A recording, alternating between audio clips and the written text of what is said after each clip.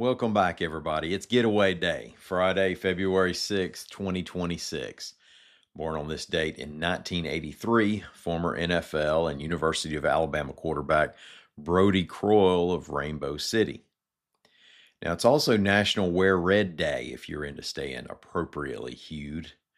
Today's report will give you a military fix. We have some defense contract stuff, the ship showing up for Mardi Gras, and then a boys basketball team that's run into yet another playoff technical difficulty.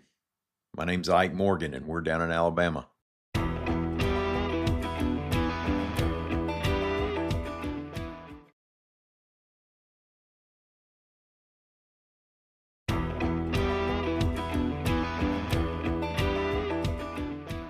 At least two Atlanta-based companies are among those competing for contracts with the Pentagon's Drone Dominance Program, reports AL.com's Coyote Crown. Performance Drone Works in Huntsville and Griffin Aerospace Incorporated in Madison are on a list of 25 vendors in the running for the program's first phase. And another, San Diego-based Kratos SRE Incorporated, has locations in Huntsville and Birmingham. The first phase is called Gauntlet 1 and will begin later this month at Fort Benning. There will be 4 phases for the Drone Dominance Program. The War Department plans to buy more than 200,000 drones. The cost is expected to be $1.1 billion. And who wouldn't like a piece of that?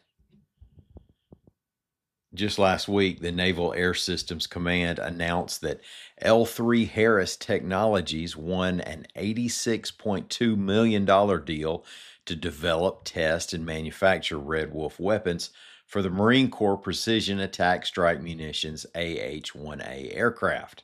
L3 Harris, which has operations in Huntsville, said that while other rocket-launched missiles have a range of 10 nautical miles from the military helicopter, the Red Wolf weapons extend that range out to 200 nautical miles, which is around 230 miles. Now, that's farther than the width of Alabama, even at its widest point. The ship that the U.S. Navy will send to Mobile for Mardi Gras this year is the very appropriate USS Farragut, reports AL.com's Lawrence Specker. The Arleigh Burke-class destroyer is expected to arrive next Friday morning. The Navy has a tradition of docking one of its ships in Mobile Bay during the annual celebration. Now, this ship is appropriate, of course, because it's named after Admiral David Farragut, the Union hero of the Battle of Mobile Bay. A Tennessean who was already a famed naval officer and wouldn't leave his post for the Confederacy, Farragut helmed the USS Hartford in a charge past Forts Gaines and Morgan. Legend tells us he steeled himself and his crew in the face of exploding mines by calling out, "Dang the torpedoes, 4 bells." Or maybe it was full speed ahead. Maybe he didn't say dang. Maybe he just gave him a stern look as the cannon drowned out anything he said anyway. But whatever he said or did, it resulted in a major Union victory that sealed off the Confederacy's Gulf Coast. The USS Farragut will be open for public tours 9 a.m. until 3 p.m. daily, February 14th through February 17th. And the best part, no admission charge, and no reservations are required. Oakwood Adventist Academy in Huntsville manages to find some strange ways to fall out of the boys' basketball playoffs. Alabama high school hoops fans and listeners of Down in Alabama alike will remember back in 2022 when Oakwood forfeited a regional semifinal game because it was scheduled on a Saturday. The Seventh-day Adventist Church keeps the Sabbath from sundown on Friday until sundown on Saturday. Now, AL.com's Thomas Ashworth reports that Oakwood's season is over as a result of its going over the 30-game limit for regular season games.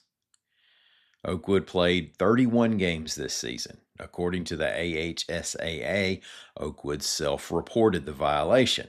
Now, as part of the punishment, Oakwood must pay restitution in the form of 1 forfeited game.